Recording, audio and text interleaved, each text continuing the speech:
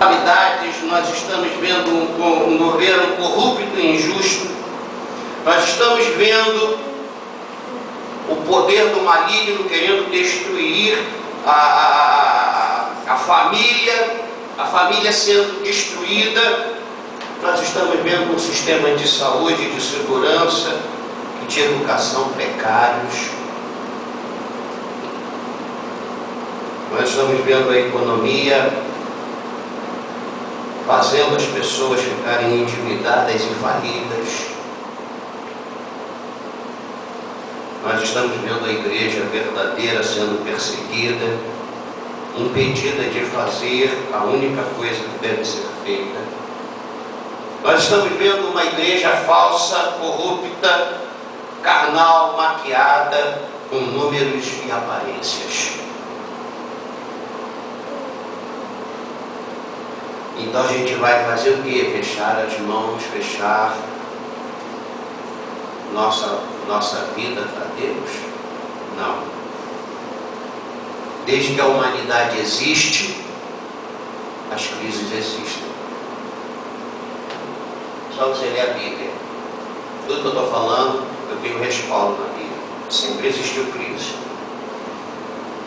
Eu já vi a mudança de moeda nesse país umas 6 vezes. 6 vezes a moeda mudou aqui. O homem que eu estou falando, que vai nos ensinar algumas coisas, é o profeta Abacuque. Um homem simples. Porque às vezes a gente tem um pensamento, um sentimento de que o pastor, por uma prática errada, o pastor tem que andar rico, cheio de ouro e cheio de bens. Não. Se você analisar Abacuque, se você analisar Sofonias, se você analisar Naum, você vai ver que era um homem boiadeiro, agricultores, pessoas simples que Deus falou assim: vem cá, e concedeu a eles o ministério profético para profetizar contra o povo de Deus, contra as outras nações, mostrando para o povo de Deus que é Deus que está no comando, apesar da crise, apesar das circunstâncias. O profeta Abacuque viveu na mesma época em que viveram os profetas Naum e Sofonias. Então você vai ver alguns profetas convivendo nas mesmas épocas. Você vai ver profetas profetizando no Reino do Norte, você vai ver profetas no mesmo período de tempo profetizando no Reino do Sul. Então Abacuque foi contemporâneo de Naum e de Sofonias, no período de 612 antes de Jesus entrar no cenário fisicamente. Foi no período quando os babilônios, e olha, pode acreditar nisso, todo império tem um tempo para acabar. Todo império. Não pense que os impérios que existem hoje, eles vão continuar sendo o que são. Egito foi a grande potência na época de Moisés. Enfrentar o faraó era como chegasse à frente do Barack Obama e falasse assim: se você não soltar o povo de Deus daqui da América do Norte, Deus vai mandar 10 pragas.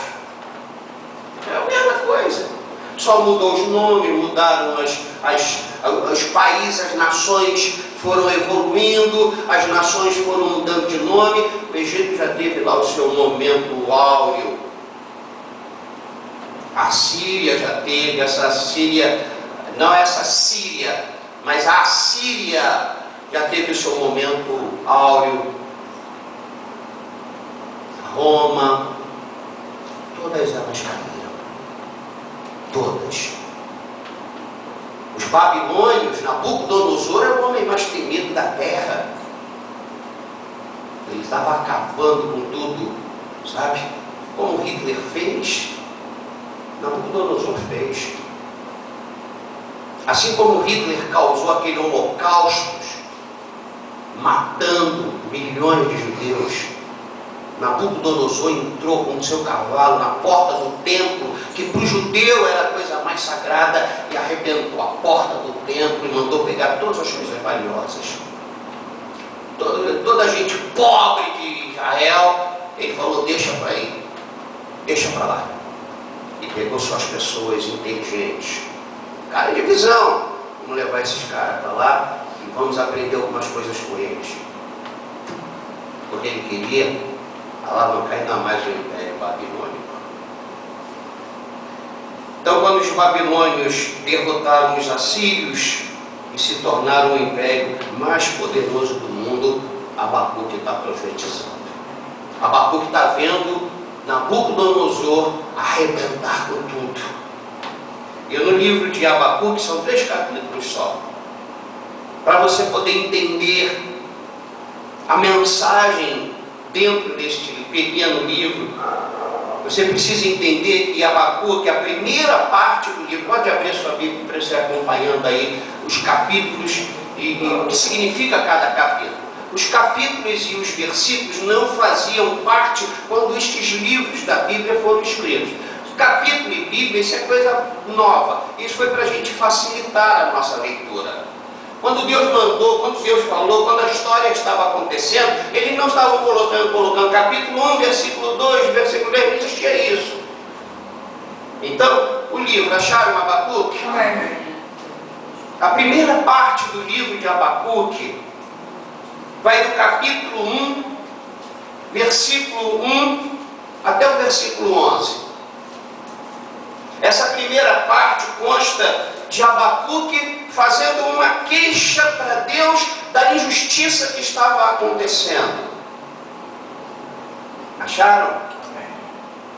Então, no capítulo 1, versículo 1 até o versículo 4, a gente vê Abacuque queixando do perigo que o seu povo corria, estava correndo, e não entende como é que Deus pode tolerar os babilônios, um povo mau e cruel. Vamos ler o versículo de 1 a 4 em voz alta? Leia o versículo de 1 a 4 rapidamente. Já. Sentença revelada ao profeta Abacuque. Até quando, Senhor, clamarei eu, e tu não me escutarás? Gritar-te-ei violência, e não sou capaz, porque me mostras a iniquidade, e me fazes ver a opressão, pois a destruição e a violência estão diante de mim, há contendas e o litígio se suscita. Até o 4. Por esta causa a lei se afrouxa, e a justiça nunca se manifesta, porque o perverso serve o justo, a justiça é impossível. Então a gente vê na primeira parte do livro, que vai do capítulo 1, versículo 1 até o versículo 11, a gente vê Abacuque fazendo uma queixa para Deus, e a gente vê Deus respondendo esta queixa de Abacuque, dizendo para Abacuque: eu quero que o Babilônia faça isso, porque eu quero e vou castigar Judá pelos caldeus. Caldeus eram os babilônios, que está no capítulo 1, versículo 5 até o 11. A segunda parte do livro compreende do capítulo 1, versículo 12, até o capítulo 2, versículo 20. Quando ele se queixa para Deus, Deus responde que Judá vai ser castigada e ninguém vai impedir isso. Não tem oração e não tem jejum. Deus disse para Abacuque: eu vou castigar Judá. E aí no capítulo 1, versículo 12 até o 17, Abacuque intercede por Judá. Mas no capítulo 2, versículo 1 até o 20, Deus responde para Abacuque: o castigo virá. Não tem intercessão, não tem jejum, mas o justo viverá pela fé. Deus está respondendo para Abacuque quando ele intercede por Judá. Primeiro Abacuque se queixa com Deus por causa dos caldeus. Aí Deus responde a Abacuque que isso era de Deus, ele estava fazendo isso, que ele queria castigar Judá, o povo dele. Aí Abacuque intercede pelo povo de Deus e Deus responde dizendo que o castigo é inevitável. Não me peça, não jejue. Nós precisamos saber qual é a vontade de Deus, para a gente não perder tempo fazendo jejum indevido, desperdício. Abacuque sabia que ele não podia mais orar e pedir mais nada a Deus, porque Deus disse que o castigo ia vir para Judá, e o castigo era deixando Nabucodonosor entrar e levar tudo, que fazia com que os judeus se sentissem alguém honrado e alguém escolhido por Deus. Essa é a história, gente. Você não pode dizer que tem fé se você não conhece a história. Você não pode dizer que tem fé se você não conhece a palavra de Deus. É como se Deus falasse assim: todos os maus eu vou castigar. Os maus serão castigados. E aqueles que são fiéis a Deus vão viver no meio disso e vão conseguir passar, porque eu vou protegê-los. Se você é de Deus, já intercedeu, já se queixou com Deus, e Deus falou, é daqui para pior, pode acreditar, Deus vai preservar você. Amém. Deus vai guardar você. Amém. Mas você tem que estar com Deus. Já não pode ser uma figurinha de enfeite na casa e na obra de Deus. O livro termina,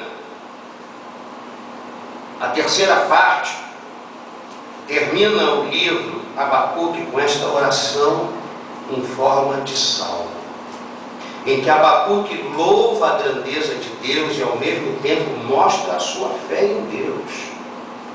Sabe o que eu acho bonito nas pessoas de fé de verdade? É que elas não conseguem e elas não fazem questão de esconder a realidade. Gente, está uma porcaria. Não é aquela pessoa assim, Deus proverá, Deus é bom, Deus é maravilhoso. A pessoa com fé, a pessoa que ouve Deus, a pessoa que intercede, Deus fala não, ela tem coragem de dizer, Deus falou que não vai te abençoar. Não entra naquela, Deus é bom, Deus vai abençoar porque Deus ama todo mundo. Não é assim. Não é assim. A terceira parte deste livro, e é aqui que eu quero compartilhar, eu fiz uma introdução para você entender. A terceira parte do livro compreende todo o capítulo 3, que é a oração do profeta Abacuque, sob a forma de canto, que será a palavra de encorajamento e fortalecimento do Senhor para nós esta noite. Veja o versículo 2. Se vocês vão acompanhar, eu vou fazer a leitura desta oração. Então, põe na sua cabeça o cenário, ó. Abacuque está vendo uma desgraça, Abacuque está vendo Judá insensível, Abacuque está vendo Judá indo no templo, oferecendo a uma orgia, uma religiosidade falsa. Abacuque sensível, como Naum, como Sofonias e como muita gente. Senhor, como é que tu permite isso? Estamos vendo no Jornal Nacional que Nabucodonosor vai vir para cá. Deus responde. Isso é obra minha. Aí Abacuque intercede, porque quando Deus responde para Abacuque, Deus fala, eu vou castigar Judá. Abacuque intercede. E na intercessão, Deus responde, não peça mais, eu vou acabar com quem não é fiel a mim. E aí ele faz essa oração, versículo 2. Tenho ouvido, ó Senhor, as tuas declarações e me sinto alarmado. Aviva a tua obra, ó Senhor, no decorrer dos anos e no decurso dos anos, faze-a conhecida. Na tua ira, lembra-te da misericórdia. Deus vem de Temã e do Monte Parã vem o Santo. A sua glória cobre os céus e a terra se enche do seu louvor. O seu resplendor é como a luz. Raios brilham da sua mão e ali está velado o seu poder. Adiante dele vai a peste e a pestilência segue os seus passos. Ele para e faz tremer a terra. Olha e sacode as nações. Esmigalham-se os montes primitivos. Tudo é figura de linguagem. Os outeiros eternos se abatem. Os caminhos de Deus são eternos.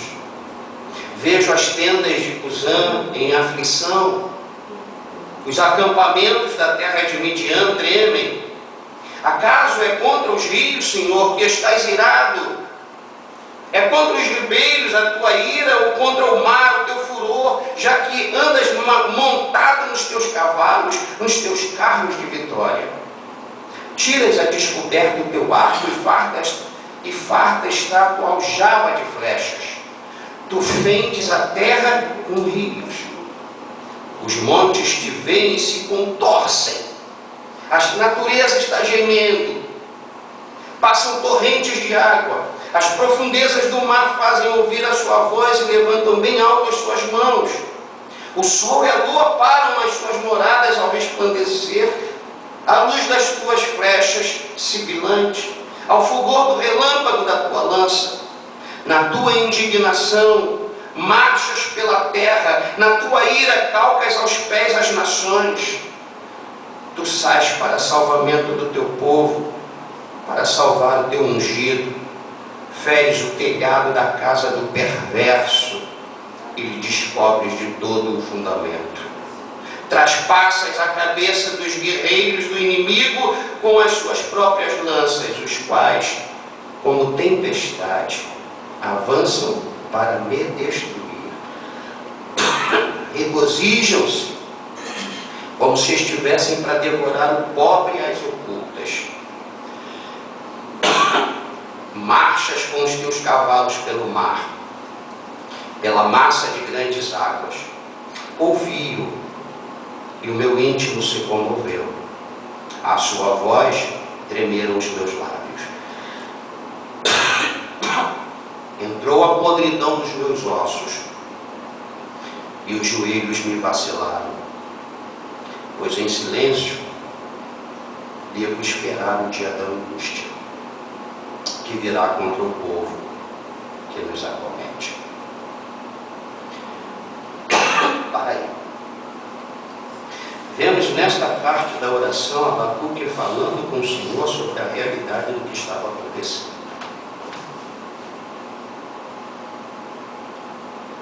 É como neste momento do mundo e do Brasil, nós fizéssemos a seguinte oração: por que a tua verdadeira igreja o Senhor não faz aparecer? Por que o Senhor permite este governo corrupto?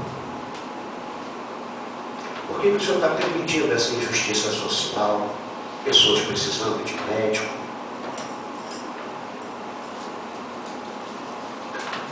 O cidadão sendo desrespeitado. É como se a nossa oração hoje no mundo e no Brasil fosse: por que o Senhor deixou os terroristas fazerem aquilo que eles fizeram lá na França? Por que o Senhor está permitindo todas estas desgraças acontecerem? A tua natureza que tu criaste, Senhor. Às vezes parece que tu não queres mais nos ouvir. Nós temos a sensação de que tu estás irado.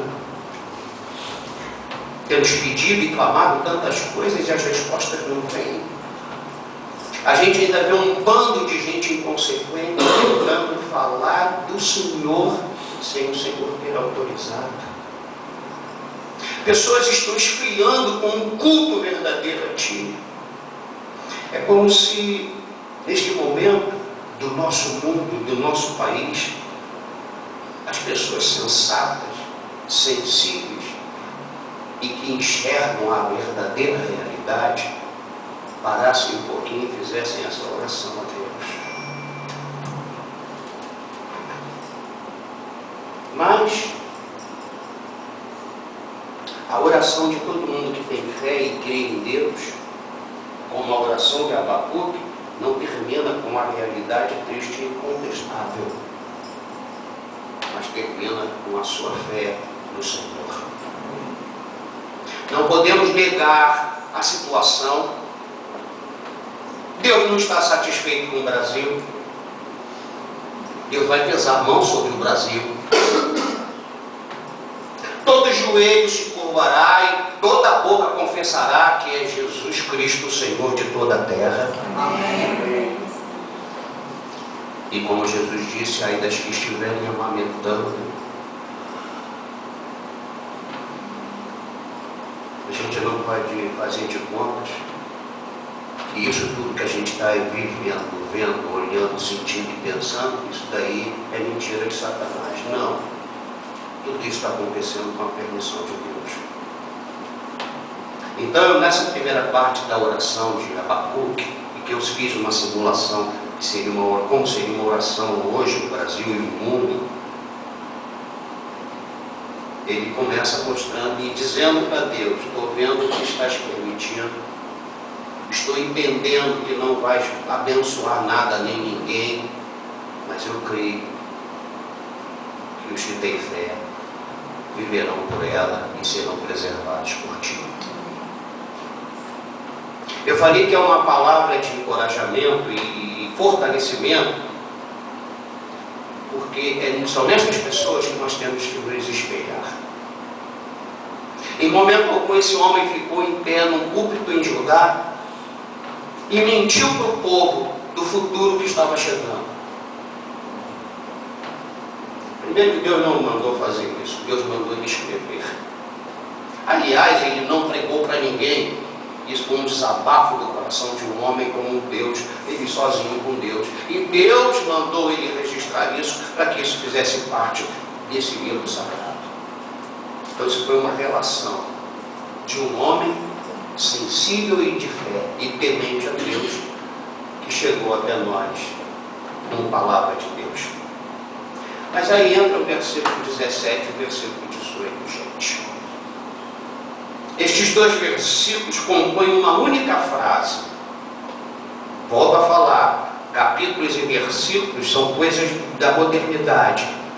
O original não tem capítulo nem versículo. Então, façamos de conta que não existe versículo. Mas eu estou usando o versículo 17 para posicionar vocês aonde eu quero falar. Quando ele, depois de falar toda a realidade para Deus, e é assim que a gente tem que ser verdadeiros, coerentes e equilibrados, porque a fé não deixa a gente ficar desestruturado. Ele diz: ainda que a figueira não floresça, nem haja fruto na vide, o produto da oliveira, ou seja, tem fruto, mas não é bom fruto, nos engana quando a gente vai pegá-lo e aquilo não é o que a gente pega, não é a verdade do que a gente vê, é um produto mentiroso.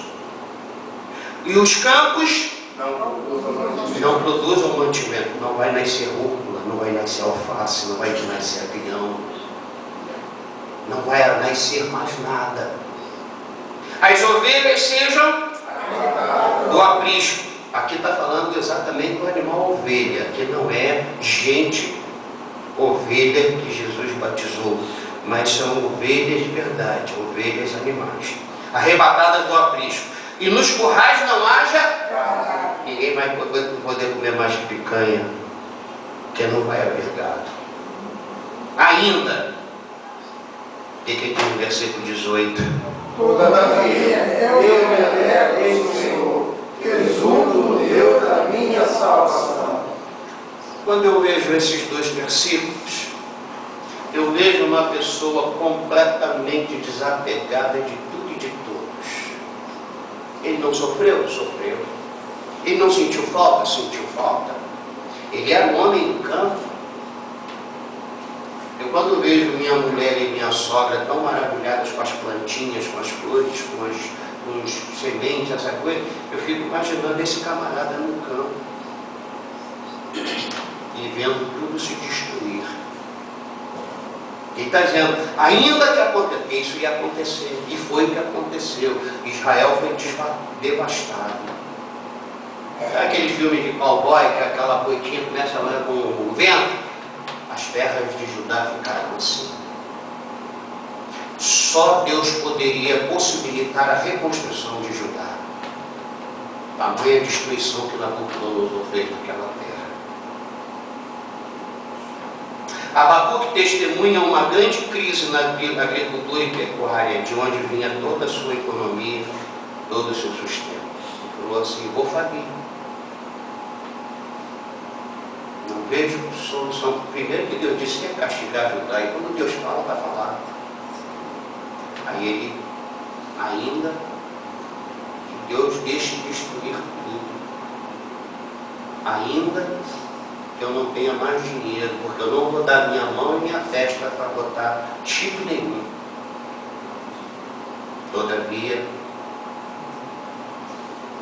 alegria está no Senhor. Quando eu digo que a palavra de encorajamento e fortalecimento é que você precisa desviar o seu coração, a sua mente, a sua vida daquilo que pode perecer, daquilo que pode acabar. A tua alegria e a tua exultação tem que estar no Deus, que é o Deus da salvação. Ainda que a invasão dos caldeus viesse a devastar a terra,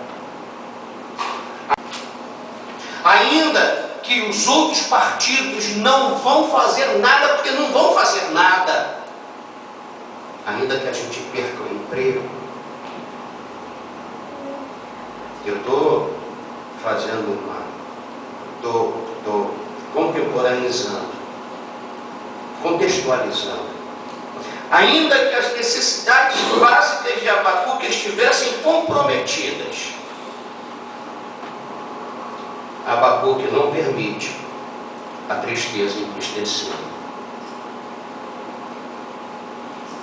Ainda que as necessidades básicas de Abacuque estivessem comprometidas, Abacuque também não permite o desânimo desanimá-lo. Nem tampouco Abacuque permite a fraqueza enfraquecê-lo. Abacuque não permite que a dúvida fale mais alto do que a fé deste homem ao ver Deus dizendo para ele: eu vou castigar Judá. Abacuque também não permite que a verdadeira realidade o roube, o destrua e o mate. Abacuque se determina em confiar e se alegrar, se animar e se fortalecer e exultar no Senhor, no Deus que salva de toda e qualquer circunstância, de toda e qualquer crise. Isto significa que Abacuque está dizendo: apesar de, ainda que, mesmo que, não sei como, mas eu, você,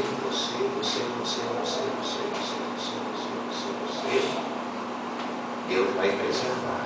Aleluia. Deus vai guardar. Por quê? Está no versículo 19. Leia o versículo 19. Em voz alta. O Senhor Deus é a minha fortaleza e faz os meus pés como os da corça e me faz andar altaneiramente. Ainda que significa que este homem está vendo uma realidade negativa, porque ela é real, até porque na resposta, foi a resposta que Deus deu para ele, mas ele não consegue fechar os olhos para um Deus que está no controle dessa desgraça toda. Além de ser o Deus que salva de toda e qualquer circunstância, de toda e qualquer crise, varão, Abacuque reconhece que só Deus é a sua fortaleza. Amém. Só Deus é a tua fortaleza. Amém. Só Deus é a nossa fortaleza. É isso que esse homem está passando aqui. E ninguém pode dizer para Abacuque: mas você está numa boa. Não, ele está vendo a terra dele acabar. Mas ele não consegue ver alguém destruir o Deus dele. Deus faz os pés de Abacuque como os da corça. Essa é a fé desse homem. O que isso significa? Quando você lê o Salmo 42, como a corça correndo, a corça tem um andar, uns pés de segurança e firmeza.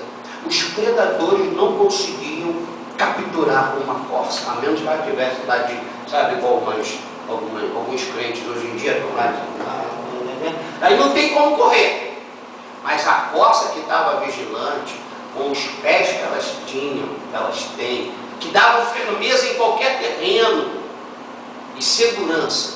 Rapaz, não tinha leopardo que pegasse uma corça. Abacuque está dizendo isso. O Senhor Deus é a minha fortaleza. E ninguém... Você já falou, quem já entrou numa fortaleza? Foi uma fortaleza de antigamente de pedras, de pedregulhos. Lá em Porto de Galinhas, não. Em Itamaracá tem o Forte Orange. Quando os holandeses tentaram entrar. Você entra ali naquele forte, rapaz. Você se sente assim... completamente guardado daquela natureza, daquele mar. São pedras que você caminha em cima da pedra. Abacuque está dizendo isso. Deus é a minha fortaleza. E além de ser a minha fortaleza, Ele faz os meus pés como os da corça. Isso significa que mesmo em meio à crise, a vida e o andar de Abacuque era seguro e firme. Não era aquele caminhar, sabe? Era seguro e firme. E Abacuque tinha essa confiança porque ele declarou: Deus faz eu andar como? Altaneiramente. O que significa?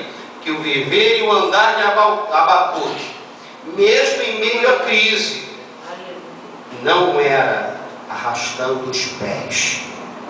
Não era de pessoas sendo levadas cativas pela crise, mas sim de alguém vitorioso. O melhor, mais que vitorioso. Você sabe por que nós estamos arrastando? Nós não, nenhum de nós. Mas sabe por que algumas pessoas estão arrastando o pé? Eu acho que não vai dar. A gente tem que ter cautela. Olha a prudência. Porque não está tendo Deus como sua fortaleza. Eu não estou dizendo que ter Deus como fortaleza é se posicionar neste momento como alguém insensível ao que está acontecendo. Muito pelo contrário. Ele falou, está acontecendo isso tudo. Agora, existe um Deus. E é nesse Deus que eu estou esperando. É neste Deus que eu estou confiando. É neste Deus que mesmo, olha, se você perder tudo, sabe, tem pessoas que igual formiguinha, porque o imprevisto, está pensando na sua vidinha, de repente bate um vento, aqueles ventos da natureza. E eu digo para você, ainda que você perca tudo, se você faz parte deste grupo de Deus,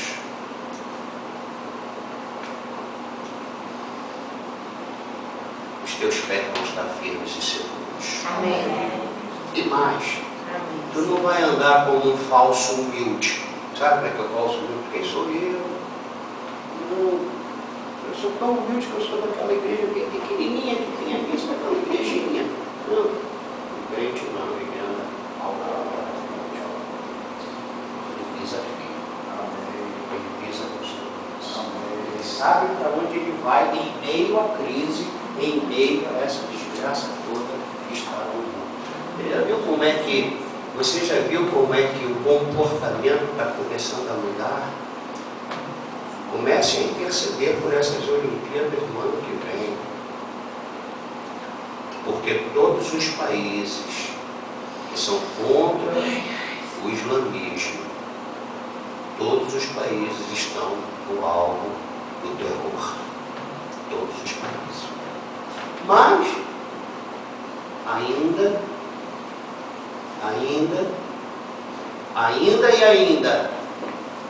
o Senhor é a nossa segurança. Amém. O Senhor é a nossa fortaleza. Amém. É por isso que quem tem Deus, e Deus deixa ele perder tudo, a vida não acaba para ele. Porque ele tem aquele que pode lhe dar tudo de novo, pode lhe dar tudo novamente. Então, irmãos, tenho cada notícia que ouço aí, nojo. Eu tenho nojo destes representantes que nós, o povo, colocamos de lado. Mas quando eu digo que eu tenho nojo, eu não estou dizendo que eu estou clamando para eles irem para o inferno. Estou pedindo a Deus misericórdia para estas pessoas. Misericórdia. Todos nós vamos ter que prestar contas ao Senhor. Crentes e incrédulos. Todos. Nós temos orado pelo nosso país há muito tempo. Nós temos que continuar orando pela nossa cidade.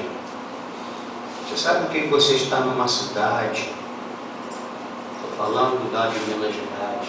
Você não tem água para beber. Uma cidade rica. O que eu quero dizer? Uma cidade rica. Os Nabucodonosores têm vários nomes ao longo das épocas. Então, meus amados, quem é de Deus sofre, fica aperreado, a gente fica como Noé lá dentro da arca, ela batendo lá de fora, um monte de gente morrendo afogado, né? Mas se a nossa segurança, a nossa salvação não for o Senhor, quando a gente perder 10 reais, a gente vai dar um tiro na cabeça. E quem tem Deus, ainda que perca tudo, ainda que morra, viverá. Põe a última música que a gente cantou no louvor, vamos ficar em pé.